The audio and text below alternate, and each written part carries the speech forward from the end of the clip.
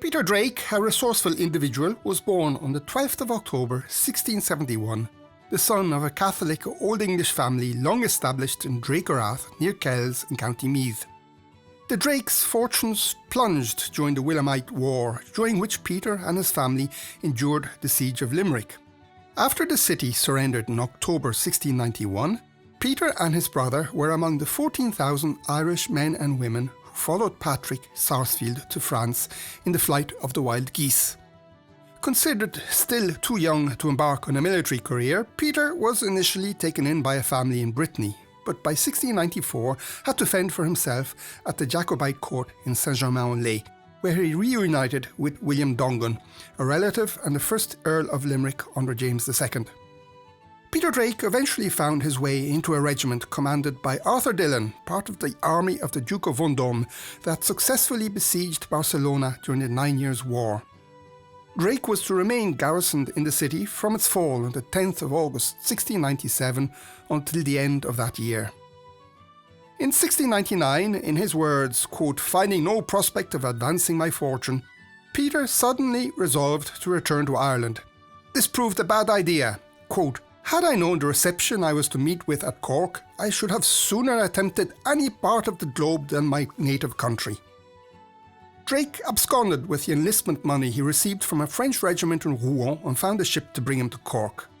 Alas, Drake was taken as belonging to a party of Irish friars on the same ship who were persona non grata in Ireland, and he was thrown into first the Northgate and then the Southgate prisons in Cork. After escaping, Drake made his way back to relatives in County Meath, then spent time in Dublin.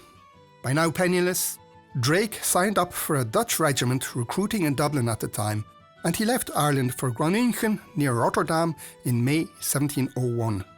Drake was not to set foot in his native land again for another 37 years. Not for the last time, Drake quickly came into conflict with his superiors and thrown into a local prison in chains. He was kicked out of Dutch service, but managed to make his way back to London in the summer of 1701. By this stage, tensions between Austria, England and Holland on the one hand and France on the other were rising over the succession to the Spanish throne. As a result, recruiters were out in force in London, with Drake scooping up signing up bonuses for various units he did not actually join. But he finally returned to Holland in the ranks of an English regiment in the winter of 1701-1702. Again, finding himself in the authorities' bad books, he was briefly imprisoned in Breda. After being pardoned, he soon deserted with 4 others and crossed over into the French lines near Antwerp. From there, Drake made his way to Brussels, where he agreed to help a group of Irish officers find recruits to fight for the French among British army deserters. This eventually led Drake down to Briançon and across the Alps into Italy in the depths of winter in January 1703 with fresh recruits for the Irish Brigade that had freed Cremona almost a year before. His recruitment mission accomplished, Drake left the Irish in Pavia, disgusted and affronted with his award of only an halbert, and in Novara he reunited with his brother Bartholomew, who was subsequently to die in the siege of Turin in 1706. Peter Drake fought in a French regiment against the Dutch at Ekeren outside Antwerp on the 30th of June 1703 when he was made temporary captain of a company. But passed over for a permanent commission, Drake yet again was allured by better pay and prospects to join other formations. He briefly joined Dorrington's regiment, part of the Irish Brigade fighting for the French in Lorraine, but again abandoned ship. Ending up in the regiment of the Courrières, he was on the losing side in the Battle of Ramillies in central Belgium in May 1706. Although Drake himself managed to avoid any actual fighting and escaped to fight another day. Drake's career, such as it was, took a bad turn when he decided to abandon the army and seek his fortune from privateering in the English Channel.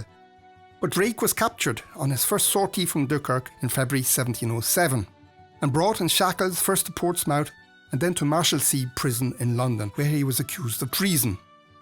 Fortunately, Peter had another brother called Patrick, steward to the elderly Countess of Arlington, part of Queen Anne's retinue. Arlington's influence meant that Drake was eventually released in July 1709 with a royal pardon, after 2.5 years in Marshalsea and Newgate prisons. Eager for action, Drake was back in Flanders in the late summer of 1709, where the War of the Spanish Succession was in full swing again after the breakdown of peace negotiations. Drake spent several weeks meandering through Belgium and northern France, meeting various Irish Jacobite acquaintances. In Valenciennes, he met a cousin of his called Captain Stanley, who suggested that he should join the gendarme regiment, where he was given an exceedingly good horse, in his own words. It was with this unit that Drake fought in the Battle of Malplaquet on the Franco-Belgian border on the 11th of September 1709. Drake was severely wounded and captured in the battle, but not before blowing the brains out of a German officer at point-blank range. The next day, Drake was released on the understanding he would not take up arms again until a formal prisoner exchange agreement had been organised. He spent 3 weeks convalescing in a presbytery in Le Quesneau and wintered in the village of Bonneville-la-Louvain near Deauville in Normandy. Precluded from actually participating in fighting the following year, Drake had himself discharged from French service and crossed over once more to the English side. Short of money, he agreed to the dangerous mission of placing wickerwork gabions in the trenches in front of besieged Bethune for half a crown per gabion, and he was wounded in another engagement on the River Lys in southern Belgium. By this stage, Drake's linguistic talents ensured he was appointed in charge of logistics and supplies for Lieutenant Colonel Sir Robert Montgomery, military governor of Ghent. As he makes clear in his memoir, Drake used his position to skim money for himself and for Montgomery. After a stay in London, Drake was reappointed quartermaster for Colonel John Popock's Foot Regiment in Belgium and northern France in 1711. The Irishman partook in a brilliant nighttime manoeuvre conceived by the Duke of Marlborough that penetrated the French lines and enabled the Allies to approach and besiege the fortress of Bouchain, which surrendered in September 1711. By this time, Drake had moved to a Dutch regiment where he was employed as a courier and general gaffer responsible for supplies, a position he again used to supplement his normal pay. "This is called perquisites," he writes, "which, if honest or not, I will not pretend to say, but I am sure it is frequently practised at sieges."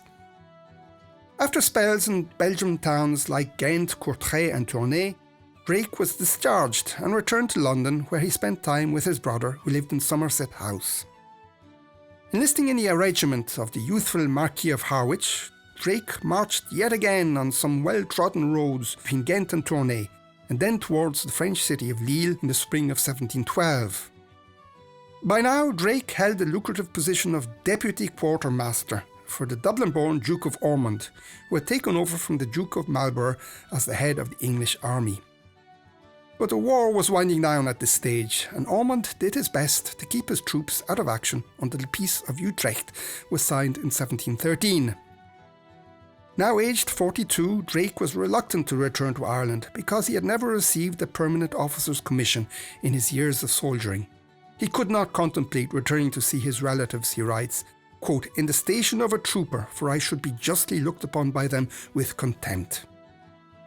There followed many years in London, being kept by a Dutch widow who he calls the Old Woman, and who helped him open a coffee house, then a tavern, in Westminster. Drake had liaisons with a long line of younger women, fights and duels, and he briefly found another quartermaster job in the army when a Jacobite rebellion broke out in Scotland in 1715. Before anti-gambling legislation, Drake became a partner in schemes involving the Faro card game, and he spent years earning a living as a tout, or, as Drake puts it, a puff, for gambling tables in Bath and in London. In autumn 1738, he had a chance meeting with the Earl of Fingal and informed him that they were related, his grandmother being a plunket from Clonabreeny near Crossakeele in County Meath. The end result of this meeting was that Drake finally returned to Ireland in 1738, where he was welcomed into prominent Catholic families around his native County Meath. He spent much time with the Barnwell family in Trimbleston Castle near Trim, but Drake was also looked after by the Nugents, the Plunkets of Killeen Castle and the Prestons of Gormanston Castle, until he died well into his 80s, sometime in the 1750s.